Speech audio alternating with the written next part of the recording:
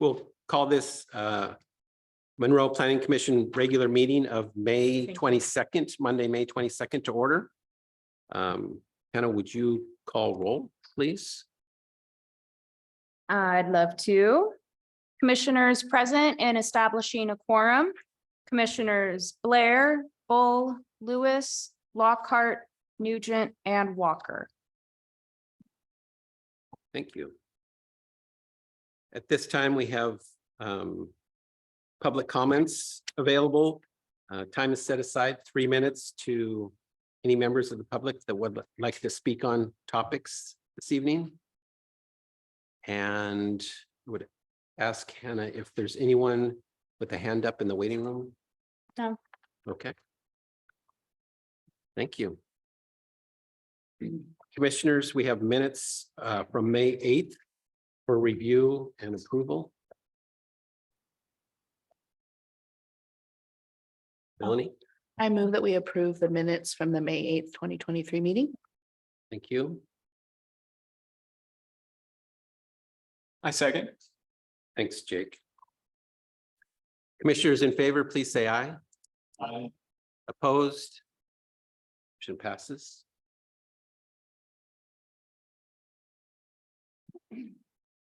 Now we'd like to get to our public hearing this evening. Like to open this public hearing. This is comprehensive plan amendment, school mitigation fees. And we do have an agenda bill. So public hearing is now open and Amy Bright is here to give a presentation. Good evening, planning commissioners. We're here tonight for the public hearing for the comprehensive plan amendments in your packet and also handed out. So we'll go over that too. Is the draft planning commission findings of facts and conclusions of law. An updated version of those was recently emailed to you. Did we just hand those out as well? We did. And those were just handed out to you as well. Also, the Monroe School District Capital Facilities Plan, the Snohomish School District Capital Facilities Plan, their respective SEPA checklists and determinations of non-significance, the school district boundary map, and also you were just handed out an updated draft ordinance to City Council. There's also other associated materials in there as well. Next slide. Just for reference on background on this, school districts are government agencies, just like the city of Monroe is. And so they adopt their own capital facilities plan. They also are their own SEPA official, so they issue SEPA on their behalf. All school districts adopt a new 6-year capital facilities plan every 2 years. And then the cities update their comprehensive plan and adopt their capital facilities plan by reference. And that's what we're doing tonight. After that, the cities update their municipal code to update school impact fees collected.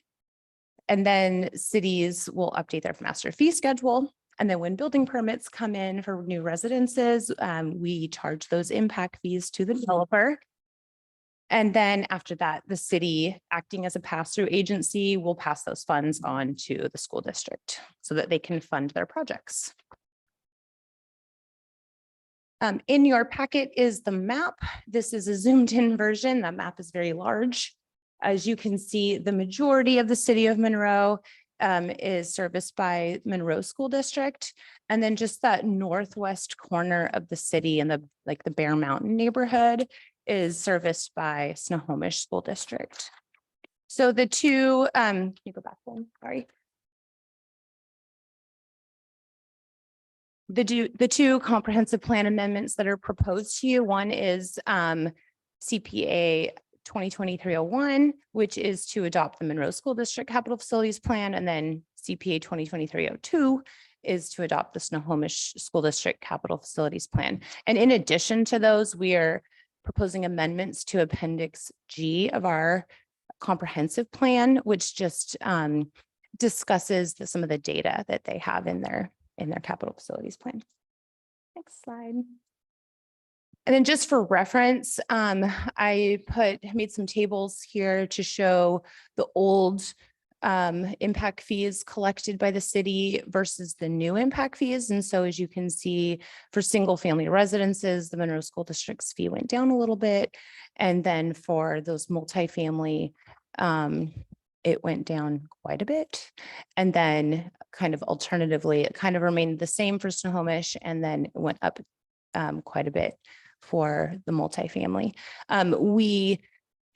As I mentioned, Snohomish School District's a very small portion of the city. And so we haven't, because Bear Mountain just built out in the last 5 or 6 years or so, we don't receive that many building permits in that area. So the majority is Monroe School District. All right, next slide.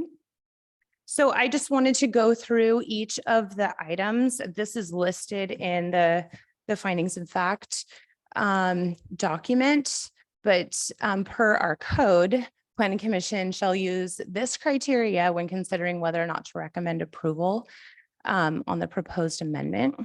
So we're just going to go over each one. It shall not adversely affect public health, safety, or welfare in any significant way. And we found that it does not. It shall be consistent with the overall goals and intent of the comprehensive plan. And we found that it is. It shall comply with GMA and other state and federal laws. And we found that it does. It must be weighed in light of cumulative effects of other amendments being considered. And we found that we have weighed it in light of the potential cumulative effects. Next slide. In addition, you also need to find that it addresses needs or changing circumstances of the city as a whole and resolves inconsistencies between the comp plan and other city plans or ordinances. And so this will allow us for the collection of the current impact fee amount, which is presently inconsistent with the city's adopted fee amount. The next is environmental impacts have been disclosed. And as I had mentioned, each school district conducts a review and of their proposal under SEPA and issues their own DNS. And that it's consistent with land uses and growth projections. It doesn't change the growth projections, but it uses them to approximate future revenue from the impact fees. The next is it's compatible with neighboring land uses, but this is not a site-specific project, and so that section does not apply. And the last is it's consistent with other plan elements as amended by the proposals, and we found that it is. So with that, thank you, Hannah. We're asking that the Planning Commission adopts these findings of fact and conclusions of law and authorizes the Planning Commission chair to sign the findings on behalf of the commission, and recommends that the City of Monroe City Council approve proposed amendment CPA 2023-01 and CPA 2023-02 to the 2015 to 2035 comprehensive plan.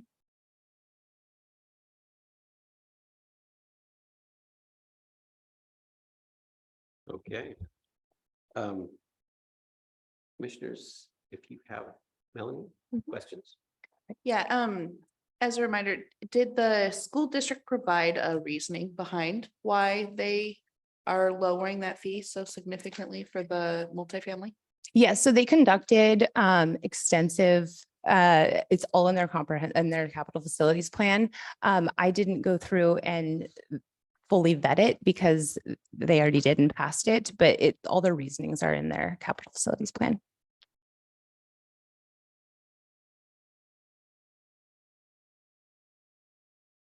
Liz, do you have any questions for Amy? No? Fantastic. Okay. I assume the applicants are the school districts, or the city is the applicant. This is a city initiated comp plan amendment. Well, we're going to skip over item C then, if we may. Right. Section D, public testimony. I guess if no one is in the waiting room and no one is present here, then we would go to emailed comments. We did not receive any emailed comments. Fantastic, thank you. So if I could get a motion, I guess, Kate, I should have made a motion to open the public testimony. Yes.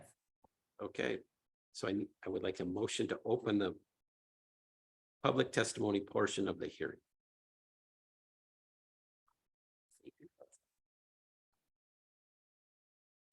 So I don't need a motion? Testimony portion, you can open and close because nobody has online or written. Right, but I do need someone to make a motion. Oh, right? yes, yes. Yes, thank you.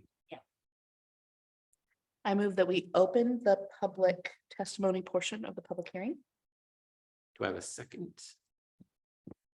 I second the motion. Thanks, Janelle.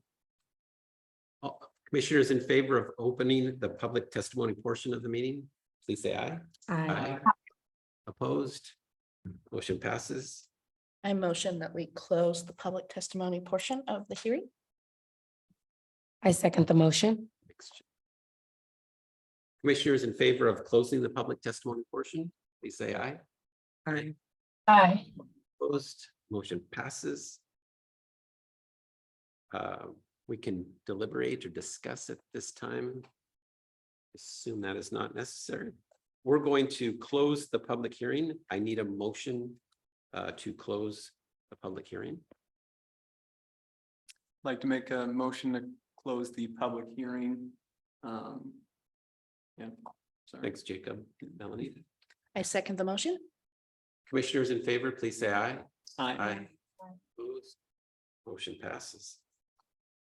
So now I am asking for, it's item E, someone, planning commission recommendation. So I'm asking someone to make that motion.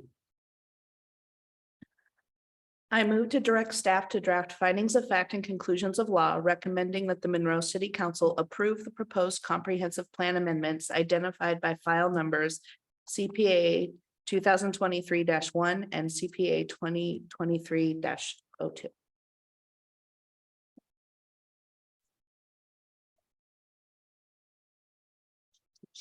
Recommend, can you read this?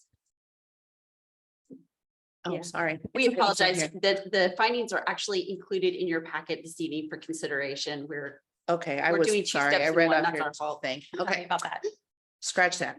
The planning commission I move that the planning commission adopts these findings of fact and conclusions of law and authorizes the planning commission chair to sign the findings on behalf of the commission and recommend that the Monroe City Council approve proposed amendments CPA 2023-01 and CPA 2023-02 to the 2015 through 2035 comprehensive plan.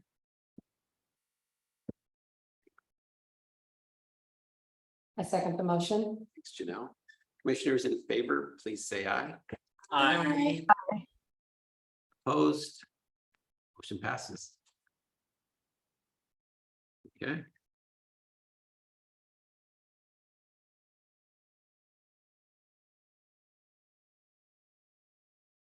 Thanks very much, Amy. Appreciate you being here. So now we can move on to new business. We have Kate's got a 2024 comprehensive plan update for us, public equitable engagement plan and associated literature. Thank you. So I believe we let the planning commission know and the city council know that this has actually been available on the project website since the joint meeting back in February. But what we need to do is actually go through it and have a formal adoption by the city council, because this is part of the planning process. Procedure has it coming to you first. And so I'm hoping that you had a chance to review it over the weekend. What it does is specifically lays out how we're going to engage with the public. I think we've mentioned a couple of times that changes with state law and at the Puget Sound Regional Council with Vision 2050 are really trying to get at reaching those communities that haven't typically participated in the planning process And so this is trying to address some of the inequities and figuring out how we can reach those communities a little bit better. So going through the approach, it's talking about some of the stuff we've actually already been doing, and that's using the website, using Peach Jar. Again, thank you for the Planning Commission's recommendation on that. Doing the mailer when we had our community kickoff. Other things that have already happened is there were individual interviews with certain community members that to provide input. I think Chairman Bull was interviewed as part of that. Then a community group or the CAC, Community Advisory Committee. I didn't think about that. That's the next step. And Lance Bailey, our director, has been putting that committee together. So you might have gotten a call from him, an email from him, and then the mayor and city administrator have been helping as well. So the next thing is that group will be taking off. This also walks through the community open house that we had back in April. And then it also lists out all of the events that we'll be at for the farmers market, Night Out Against Crime. I think there's a couple other festivals that are also included. So the community development department will be out there with parks. We'll have our little booth, and we'll be doing a hands-on exercise right now because we're still in the data collection piece of the comp plan update. And then the next piece will be, we'll have another open house and say, hey, this is what we heard. And then we do the scenario plans with, we heard what you said, this is what we think you heard, and then figuring out what does that look like. So you'll have 2 more rounds for the public to provide input on, yeah, we got it right, we didn't get it right, you need to make some minor modifications. And so what this plan talks about is all of that. How are we going to communicate? How are we taking in information? At what points during the process are we reaching out to the public? I think what else I wanted to cover in this. I think that pretty much covers it. So more than anything else, I'd like to answer any questions you might have, comments that you might have. I can also go back. Oh, before I forget, it's page 151 in your packet, beginning, it's page 10 of the document, but page 151 in your packet, talking about metrics. So that's one thing with the recent changes, especially regarding the housing element. We have to provide how well are we doing? How do we need to change how we're reaching out to our public? And so this section covers the things that we are going to be challenging ourselves to do to make sure that we are reaching all parts of the community and ensuring that everyone has had an opportunity to provide comment. That is all I have. And then the last attachment is a list of the activities or events that we'll have a booth at. With that, are there questions, comments, concerns? Are we allowed edits? Yes, please, definitely. So at the bottom of page 144. Okay. It says minority or women-owned businesses. Can it be and? Oh, yeah.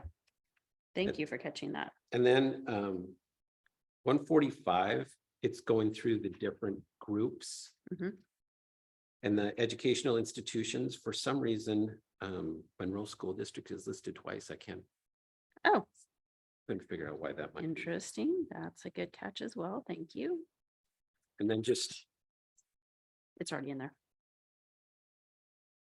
one suggestion on your calendar. Yes.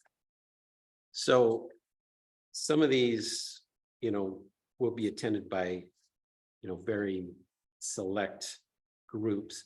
But if you were to hit a hot weekend day at Lake Ty, if it's 80 or better and you have a Yeti full of popsicles, you're going to get 50% of the families in Monroe. That's a great suggestion. And then if you have someone that you have on staff, or in my neighborhood, I have a paid translator, or somebody that works as a paid translator for school districts and hospitals and that kind of thing. If you have that type of person to help with maybe any adults that aren't as, English is not their first language, then you might be able to reach, the different parts of our community here. But popsicles, 80 degrees, lake tie, when half the kids in the world are swimming. Yeah, that's a fabulous suggestion. Thank you.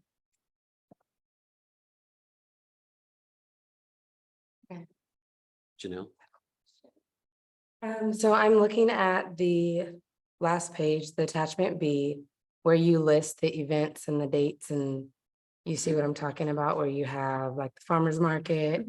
I'm just wondering, I see Monroe Pride listed. I don't see Juneteenth or belonging as an African-American in this community. Like if I were to look at something like this, or even someone who's like, part of one of like an underrepresented or marginalized group, I want to look at this and I want to feel included, right? So if we could add those on there, I know that Juneteenth is June and belonging is held in September. And belonging is the multicultural event. Oh, right. Thank you for catching that. We actually should have had those on this list to begin with, so thank you. Oh, and I'm gonna say something else too. I'm telling myself, because I didn't go over this over the weekend, okay? Sorry. But as I was skimming through it, there were some things that really caught my eye. And I just want to say thank you. I appreciate this. Inclusivity is so important in the community. And just having a plan like this, I think is the first step, and then we act on this plan, right? So, but just having this is amazing. So I just want to say thank you. You are very welcome, and this is based on changes again that we're going through, specifically in Washington State. This is what you'll see from now on to some extent or another. So thank you. So I had a question, now that we're looking at that with the dates, the two of the things have already occurred, the community egg hunt and the kids fishing day. How much feedback did they get? So on the community egg hunt, we only had flyers out there, and as you know, children come, they get their eggs and they're gone. So there wasn't a whole lot of interaction. We did not make the fishing derby, so that one was missed. So now we will start beginning with the farmer's market, and I honestly cannot remember what dates that will be out there, but we'll be coordinating with each department. I don't know if you saw last year, but each department is out there. Parks, Public Works, I think, is out there, and then community development. So we take turns throughout the season. My only other suggestion on these is something like, I think a kind of a spin-off of what Jay was talking about. Either MIG or staff actively going around and asking people for feedback. Like I remember the last thing that we did within the last year, and I went to some businesses and they didn't know anything about the feedback we were looking for. Oh, okay. And so it would be my suggestion to have more businesses included in trying to make sure everybody knows that they're looking for input. So they can also be ambassadors and get you can have signs in their businesses or on, bulletin boards that people look at. I don't know, at the parks or different places, but even at the farmers markets, it feels like they wait for people to come talk to them instead of, kind of actively wearing a badge like, hey, I'm from the city. Did you know we're doing this thing? And I just ended up seeing people just walking by the booth. So that would be my suggestion, be more active in soliciting the feedback. Other question, the historic downtown First Thursdays doesn't have a start date on there. Do we know when that might be? That one, actually, I don't even know about. Our consultants put this together, so I'm going to have to research that. I didn't even know we had that. So I will find out and get back to you. Liz? I love Commissioner Blair's idea. Maybe reach out to Janelle at the chamber. She is great at through economic development and reaching out to the businesses, and since she coordinates the farmers market, she's talking to the businesses, so it might be a win-win to, maybe they can put something up at the chamber as well. And she reaches out to a lot of the community as well, so just as an added touch. And the agenda packet online didn't have Appendix A for the Imagine Monroe. I don't know if that's just something from the online version, but it wasn't there. So that's just something I noticed when I was reading the packet over the weekend, but anyways.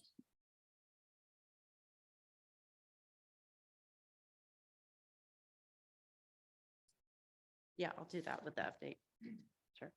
I do want to let you all know, we have been coordinating with Mariana, who's also on the Parks Board and active with, I think she's involved with the school district somehow, but anyway, she has been fabulous. She was at the community kickoff and offered to be our volunteer translator. And because she wasn't able to use her skills, we are working with her now, trying to figure out where we have a Spanish speaking specific Monroe 2044 exercise. So we are trying to get to that community because we really do want them to participate. Mhm. Go ahead, Melanie. One more event, and this is going to be too last minute because it's this weekend, but an event to keep on the radar for the future is there's an annual traditional powwow that is hosted too, and Mars Miller with the SVEC kind of heads that up. And so I've never been, and I'll be out of town, so I'm bummed I'm going to miss the event this year, but it would be good to keep that on the radar. And if it's appropriate, I'm not even sure if it would be appropriate to have like a booth or anything there, but it would be another opportunity in the future to reach out with city business. That's actually a really good suggestion, because another state law changed this year or last year recently is that we definitely need to be more interactive with our federally recognized tribes. And so that would be a great opportunity to reach out. So I might see if we can coordinate something this weekend, even though it's pretty quick. Thank you.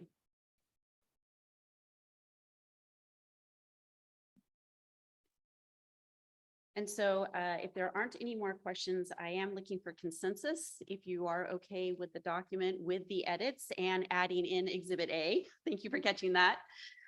We will forward this on to the City Council for formal adoption.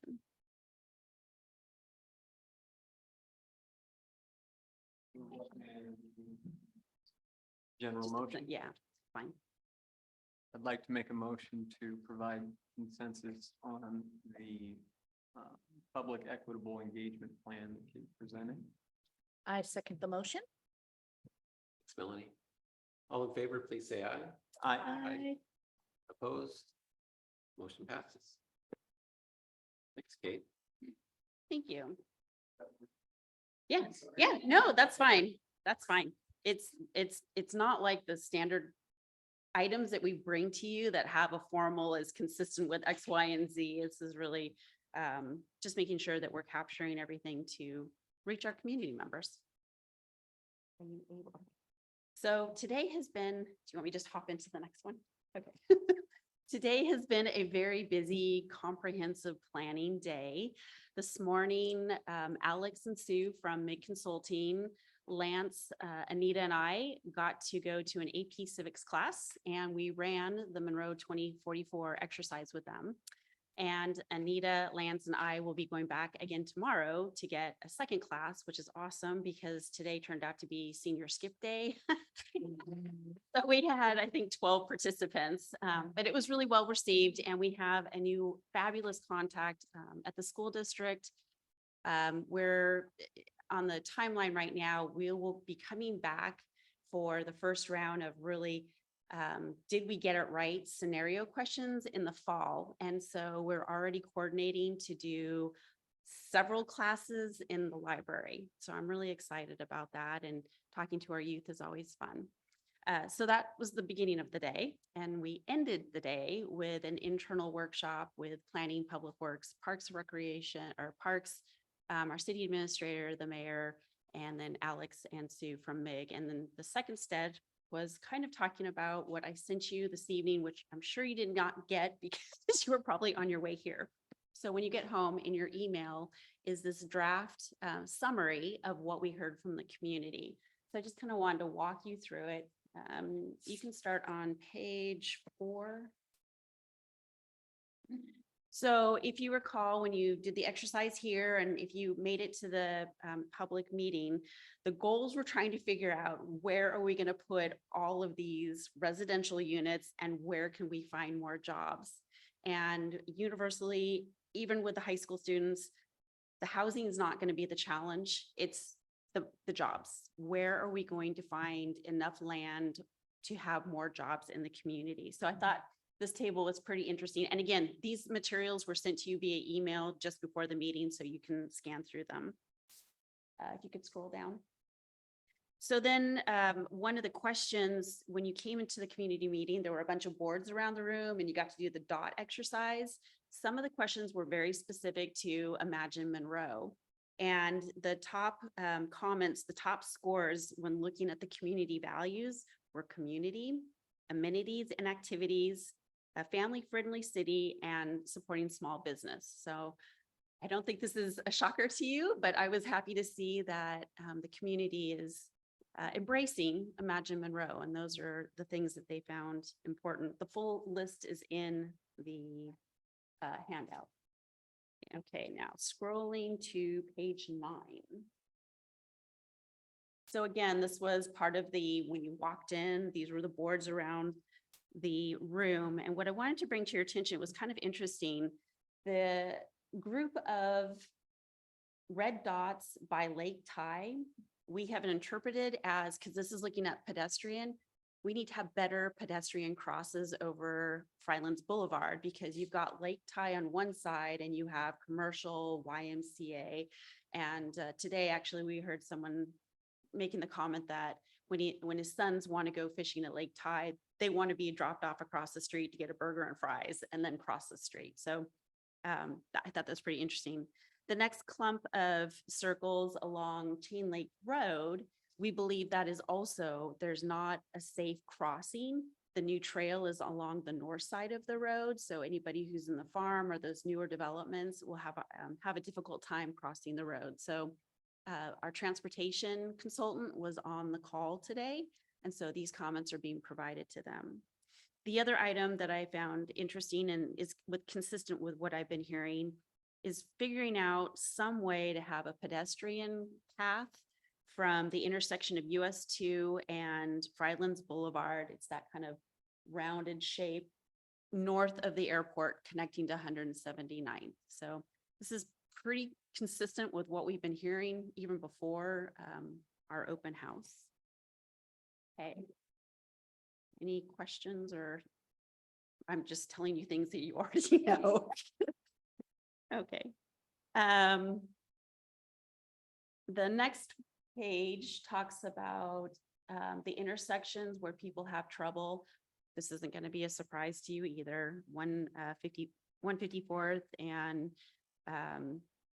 179th, North Kelsey and Blueberry Lane, Lewis and Maine as well are the primaries. So pretty much anywhere you're connecting with US 2 is a problem. The next one was just a general question, where's traffic heavy? And I think this is pretty accurate. If you drive around the community and you're not on US 2, you're not on Main Street or Lewis, or coming on 522, traffic's really not that bad at any time of the day. It's really those state routes that people are using to get in and out of the community. And I know from personal experience during the summer, US 2 is very tricky trying to traverse the community if you're going from here to Safeway and back. And if you're going to any of the shopping centers around North Kelsey, it's very challenging. Okay, moving on, we can skip page 12. Page 13. So We've been coordinating with Community Transit. They're in the process of updating their long-range plan as well. We've had a couple of meetings with them. And one piece that I got out of a recent meeting is they need data. So I'm like, well, we're doing surveying. Let's make sure that we're capturing some of the things that are needed by our community. And so I will actually be transmitting this to Community Transit. The formal buses that come through the community, our community is hard to serve that way, but they're starting to test different pilot programs. Right now, they've got one called Zip in the city of Linwood, and it's more of a Uber, but it's the same price as a bus ticket. And right now, youth, 18 and younger, are free, ride for free. So I'm trying to get us to be the next on the line. Lake Stevens, Darrington, and Arlington are next in the pipeline for this pilot program, but I'm hoping that if we start sending them data, we might be next. So Kate? Yeah. Was it just that question? Where do you want to go on a bus, not for work? So there, for food, for shopping? yeah. Yeah. My understanding, because I wasn't there, that was when I was at the Grand Canyon. So Okay. my understanding is there were a couple questions associated with transit. And so one of them, the one I skipped over was the bus doesn't come often enough. This one was a second question. I feel like there were two others, but I can ask our consultants for the specific list. I would only care if community transit cares. If they just want to know who wants to go where, and they don't care if it's for, work would typically be every day, so they know the ridership would be steady. If it was just, hey, I got to get to the movies, or hey, I got to, get to Fred Meyer or whatever, then maybe somebody doesn't go to Fred Meyer every day. So I don't. Yeah. It doesn't really matter to me if it doesn't matter to community transit. It does matter. And City Administrator Knight today also gave me a great resource as well, Rachel, in our office. I guess there were some human service. There was some questionnaire that's been out recently, and a lot of people were asking access to medical appointments, which we had a coordination with the Snoqualmie Valley Transit for a while until COVID hit, and they still have not been able to hire enough coach operators. So there's more detailed information that we can also provide them, that it's not just getting from point A to B, but it's for work, it's for groceries, it's for medical appointments. So all of that. Yeah. So Melanie? question. You may not know this offhand, but with that Zip, do we know that can kids call for that, or do they need to be accompanied by an adult? I do not know, but I'm sure I can reach out to my contacts at Community Transit and just look on their website. It's fairly new, and it does have geographical boundaries. You have to be going from point A to point B. It's not open to everything. So I'm more than happy to research that for you. Oh, thank you. Mhm.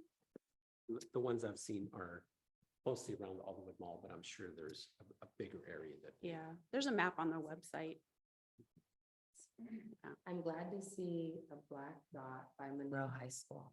Yeah, I right? really am, because sometimes the yellow buses don't work, or like for families that need transportation. So to have, like, if community transit did have a stop, like up there even, I mean.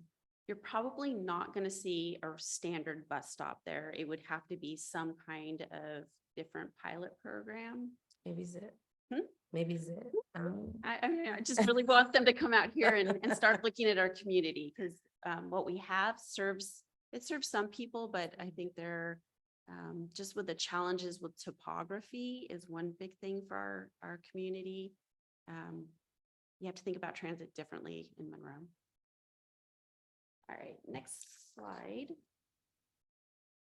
So this is a conglomeration of where do you live, where do you work, where do you get your fresh fruit and vegetables, access to healthcare, exercise. It is everything that was around the room, and we can go through each one.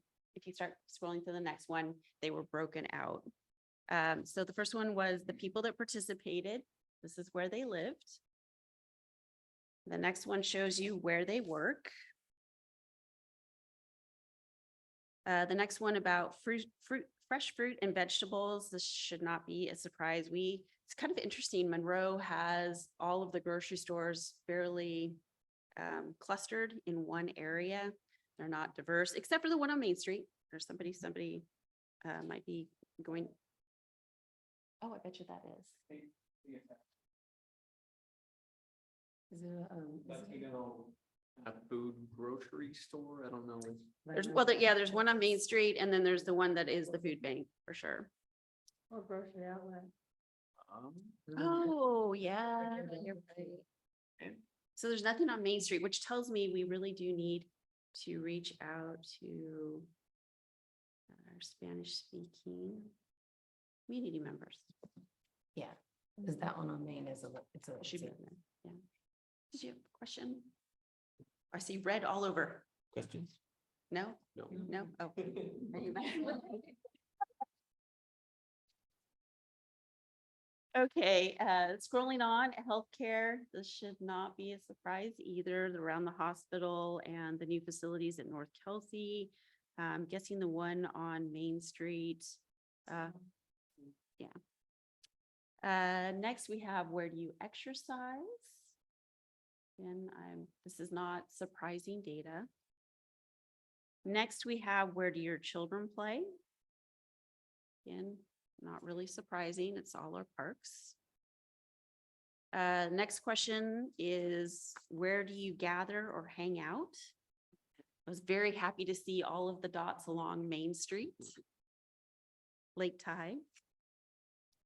Next slide. Where do your children learn? So the schools, and it looks like there might be a couple of alternative schools in here. Next one is the public transportation routes. There's the 270, 271, and 242 or 424. I can't remember. It's limited. Next slide. This one I really like. The question was, what places are you most proud of in the community? And I'm not surprised that you've got the parks, but also downtown again is highlighted. Some of the schools are highlighted. I'm gonna guess this is the Lewis Street Park, fairgrounds, the movie theater. The next one, probably not too shocking to you either, is where do you feel unsafe? These are places that we've heard about as well. The US 2 bypass that's all forested, Alborland Park, some of the businesses, downtown and off of US 2 around Blueberry.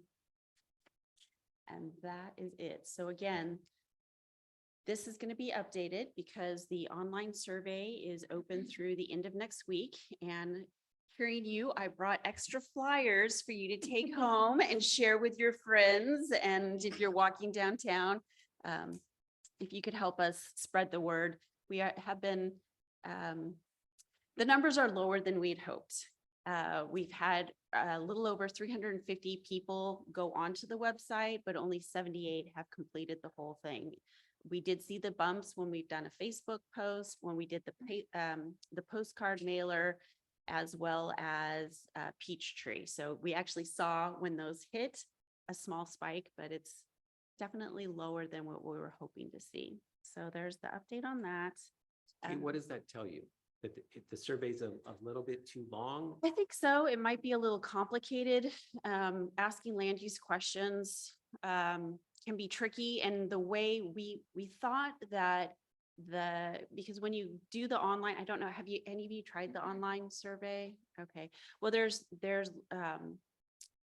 links that you can click on that help provide better information, and it is in Spanish and English. So that's already been done. But it's asking some concepts that maybe we could have written them better. I'm not sure. If you were to offer a 1 in 10 chance for a Yo For It gift card, I'd probably be all over it. We've actually talked about that as well, but we are trying to figure out, I mean, this project has limited funds. Yep. And if we did go that route, we would not want to do it online because of all the phishing. There's a lot of different scams online, so we'd have to get that information to community members a different way. But we actually have been discussing that. Melanie?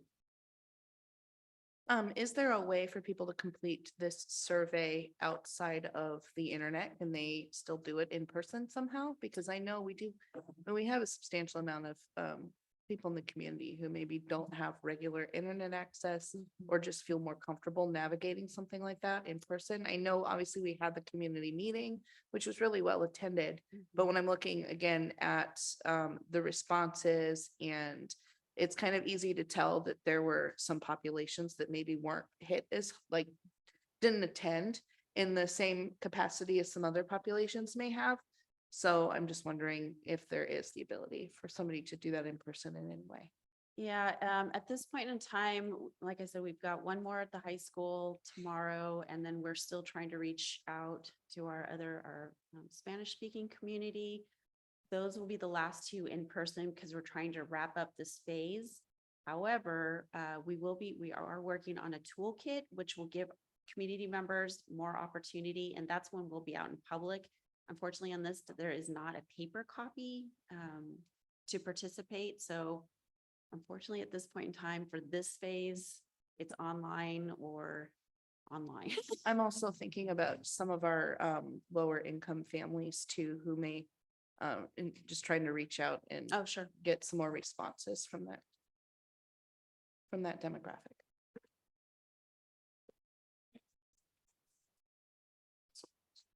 Sue and Alex? Sue and Alex, sorry.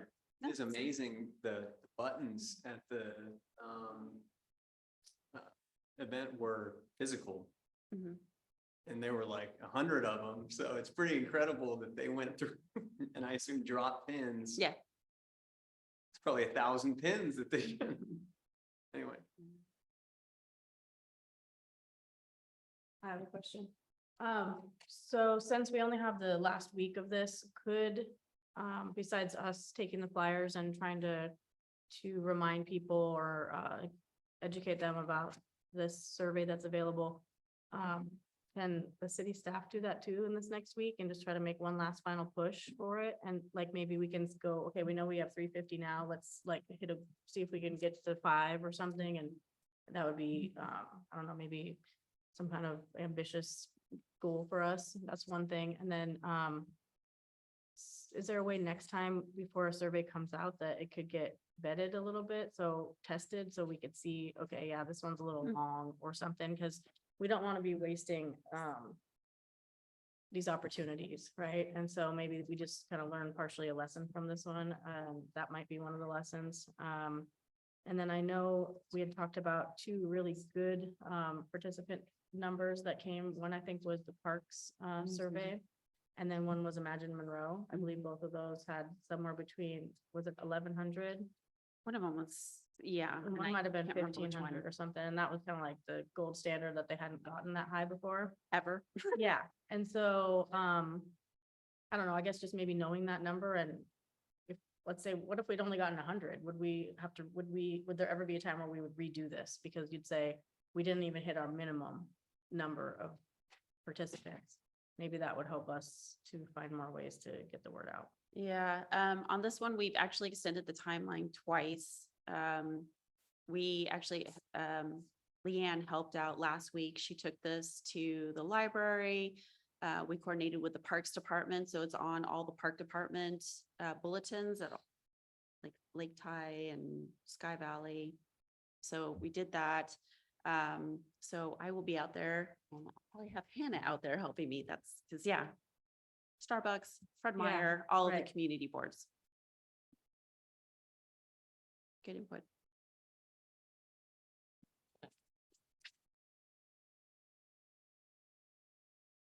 All right, so this is just an update for you, and we'll continue to have them. I believe the next joint meeting with the planning commission. I will get back to you on the next meetings because there's so many that are starting working together on me. Any other questions? Questions, commissioners? Okay. I think we're good, Kate. Okay, great.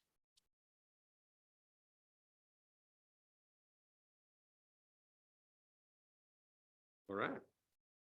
So now we're on to community development monthly report from Hannah.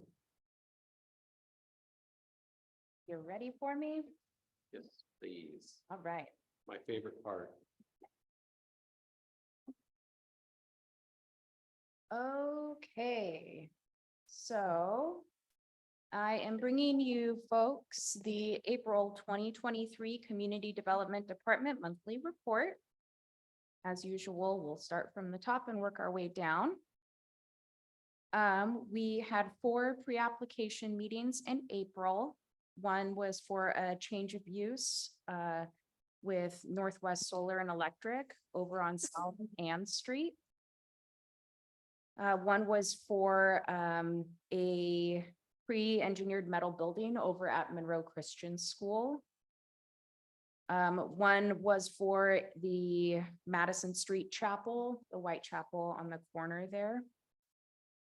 They just wanted to do some updates. And the 4th was for the downtown arcade. It's the building next to 7-Eleven, a proposal for like a family fun entertainment center there. Any questions on those? No. So when you say or arcade or escape room, were escape rooms included in our allowed uses? Yeah, when we updated the code to do the entertainment, we made that net very wide. Okay, so some of the highlights for the project review. In April, we processed 22 single-family home building permit applications. To give you some perspective, in all of 2022, we had 44 single-family home permits. So April was kind of crazy for us. But we handled it, and I'm extra grateful for our new building permit text. Our project highlight was the awesome comprehensive plan open house, the big kickoff event that was held over at Park Place Middle. Had 52 residents show up.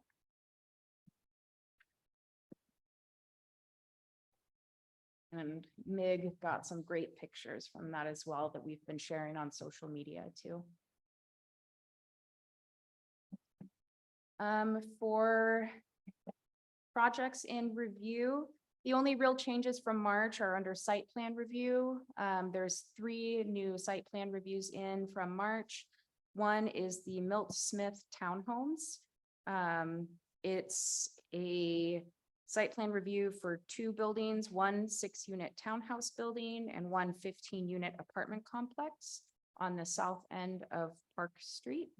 And one is for the the Snohomish Regional Fire and Rescue Shop. And another is for the City Hall renovation.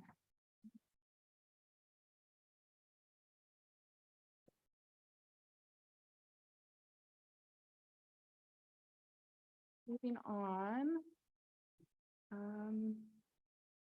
No real updates. Oh, pause there, pause there. Oh, pause where? Pause at the table. Look at that. Look at the numbers for April for your code enforcement folks. Mm-hmm. Impressive. Yeah, Busy. busy, busy. Always when the resolved number is double the open number, they're working really hard, right? Yes. Wow, that is crazy. I didn't even see that. Beyond that, our building staff has been working pretty hard on the upcoming 2021 uniform codes. So building, fire, plumbing, and the wildland urban interface code updates that will be going into effect in July. They've been working with neighboring jurisdictions to streamline some policies, processes, and outreach.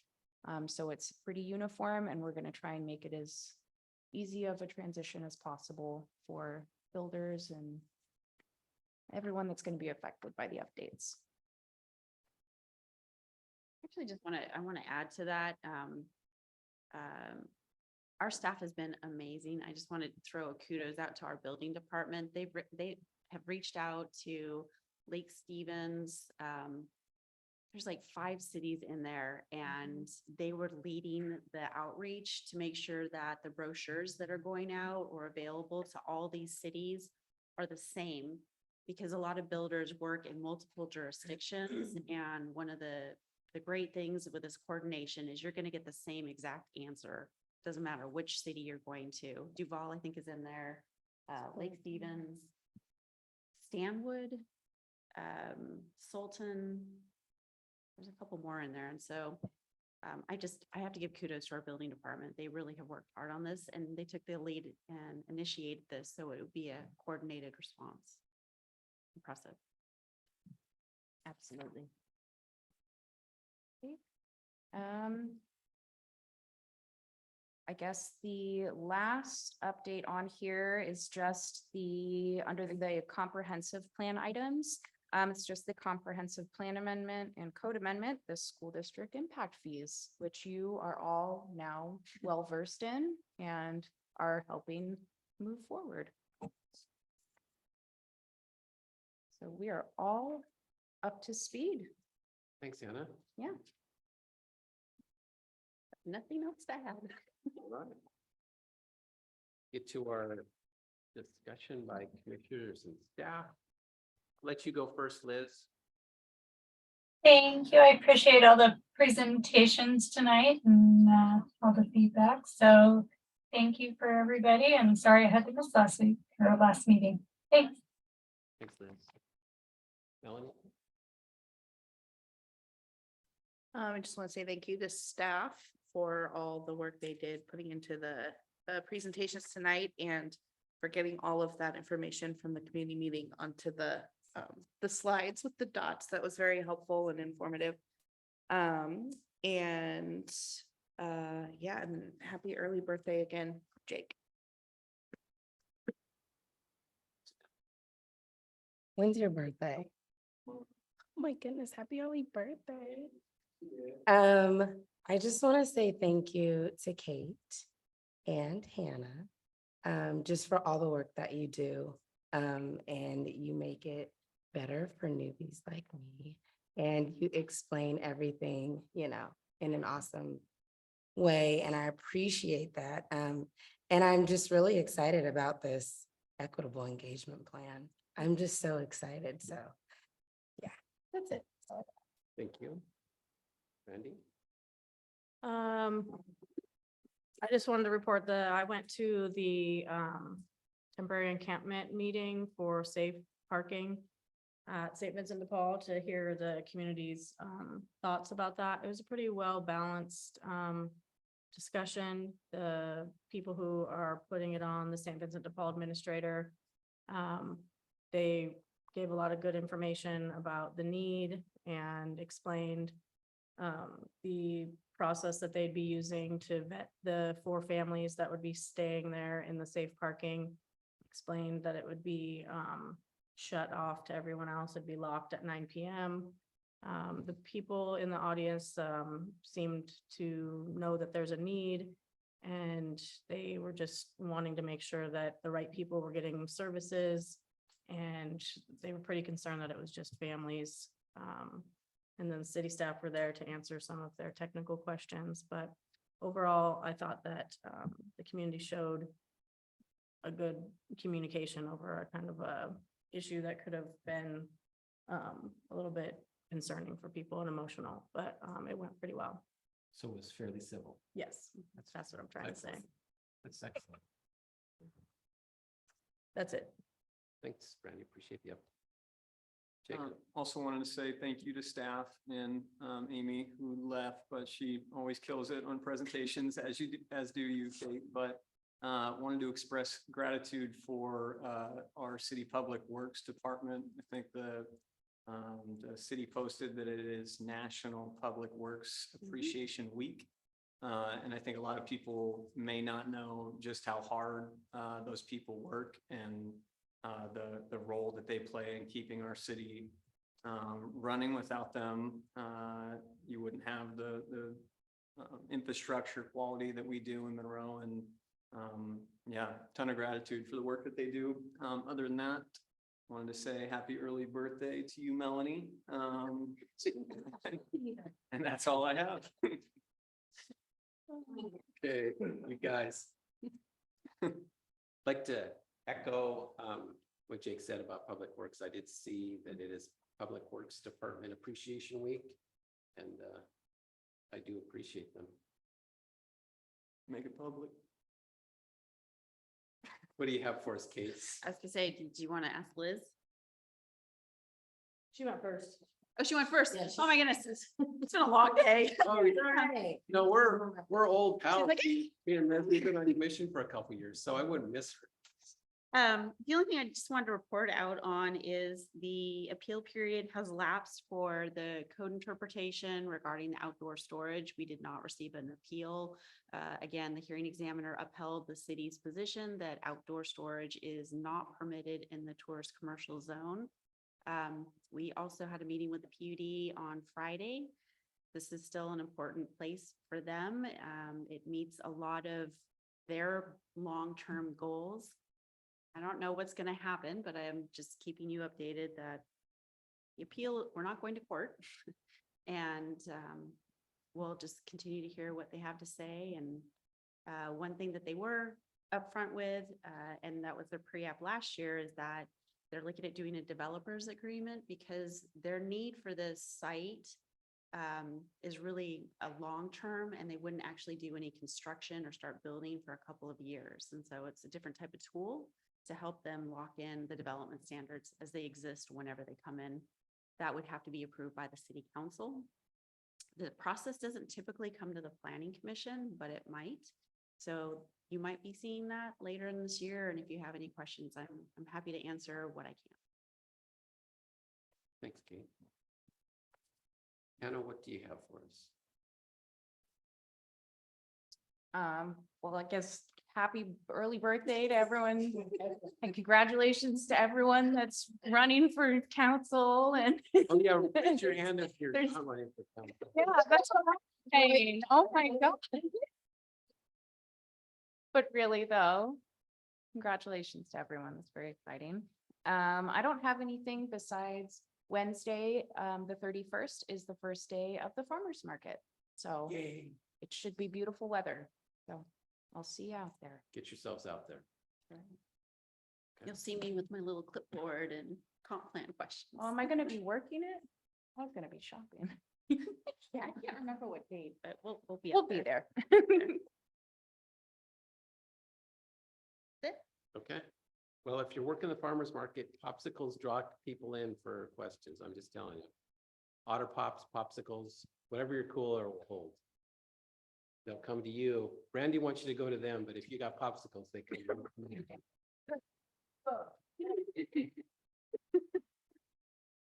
Thanks, everyone. I will request motion for adjournment. I move that we adjourn the meeting. Thanks. I second the motion. Thank you, Janelle. All in favor, please say aye.